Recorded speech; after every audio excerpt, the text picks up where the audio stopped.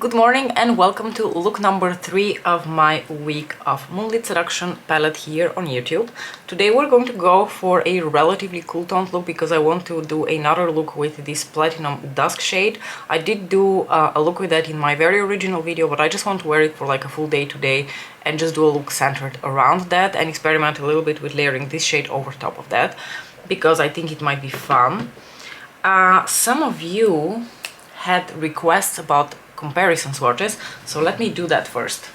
Alright, I got a request to compare the Astral Gold Lust shade from the new palette next to the gold shades from, or the gold shade from the Utopian Dream palette. Now I'm not sure which shade you meant. I'm going to assume that it's this one. So let's watch this one because this one is clearly more like a bronzy gold.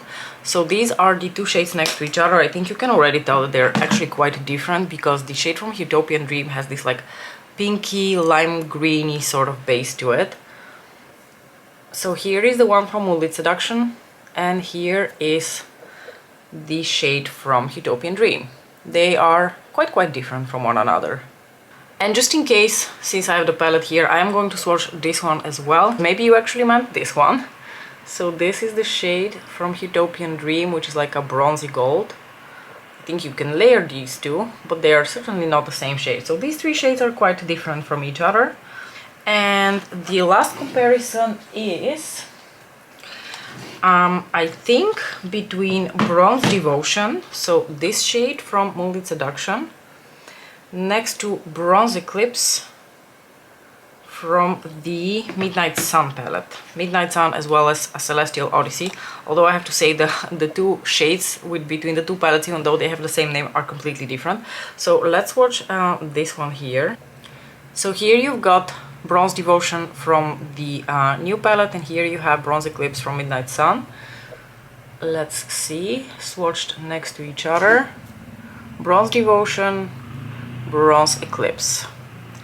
They are similar, but at the same time not the same. This one almost has like a green silver tinge to it, whereas this one kind of just hangs out in the neutral realm of things. I hope these were helpful and I didn't really miss anything. Now, for those of you who might be joining for this episode and you haven't really seen the rest, I've already expressed my frustration with how limited I feel by the two mattes that are present in this palette, so I've decided to ditch the two mattes for quite a few of the looks, and instead I'm going to be using my single here in the shade Statuesque to carve out my crease. So that's what I'm going to be doing today as well.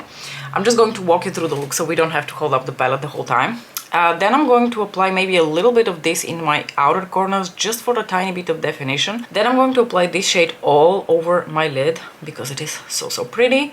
Then I'm going to layer the tiniest bit of this shadow over top of that. And then my inner corner, as always, remains undecided.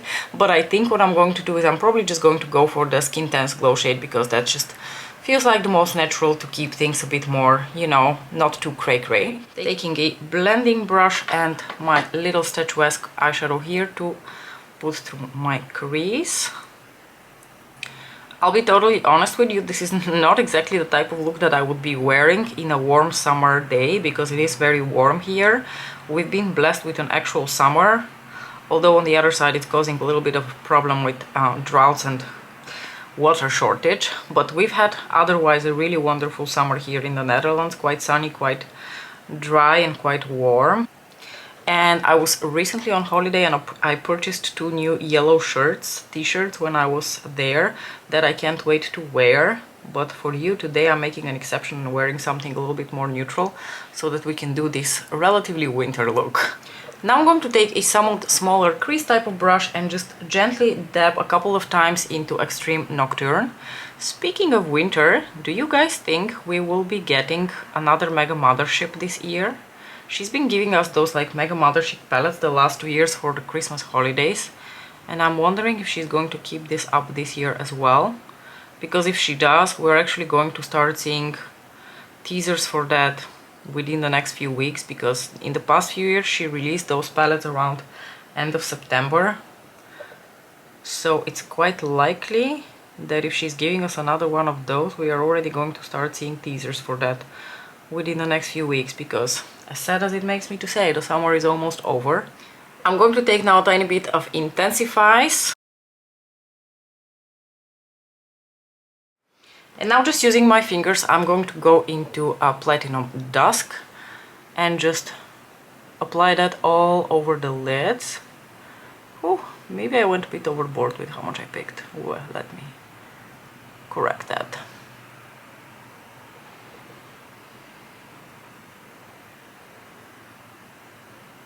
I don't want to apply too thick of a layer of this shade because I do want to layer VR Ecstasy over top of that.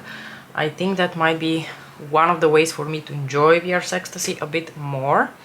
Although yesterday I did a little exercise and I swatched VR Ecstasy next to the Makeup Geek Insomnia pigment, which is essentially like the MAC blue brown kind of thing, and I have to say I was quite surprised to see how much more like pinkish and lighter in tone the shade from Pat is, so the shade VR Ecstasy, and how much more green the Reflect is.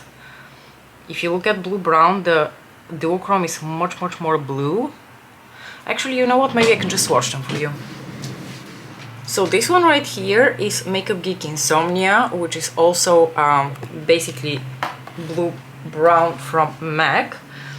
And now let me show you the shade VR Ecstasy from Pat McGrath next to that, just so you can see how very different they are unexpectedly. So this is blue brown / Insomnia from Makeup Geek, and this is VR Ecstasy from Pat McGrath.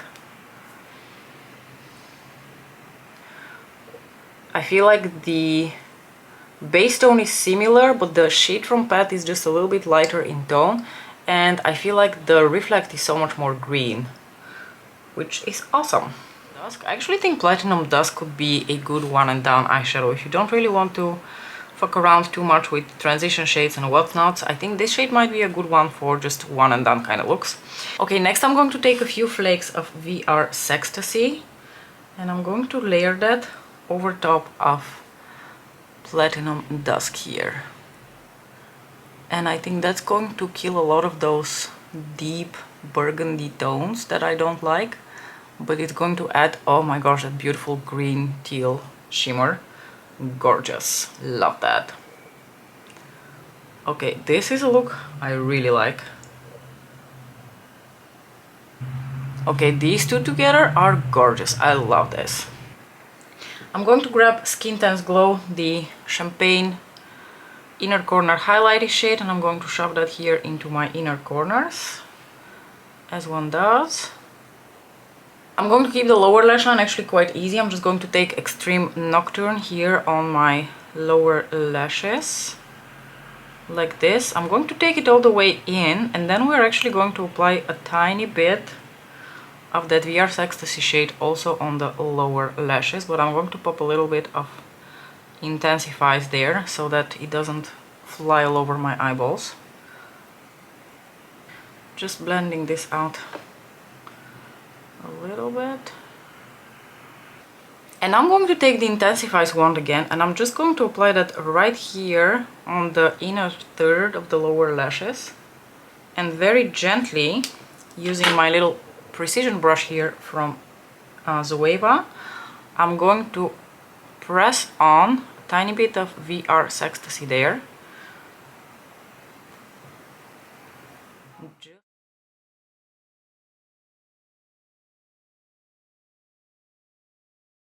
I have got here my artificial light, because it's a thing now that we need to also see the sparkles. Okay, I basically love how this turned out. I really love how Platinum Dusk and VR Ecstasy layered over top of each other.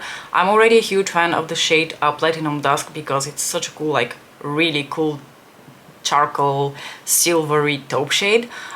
So you can use it on its own. It's going to look really stunning on its own. What I think is really cool though is that it layers really well with VR Ecstasy, and it removes the only part of VR Ecstasy that I don't really like, which is that strong maroon burgundy base.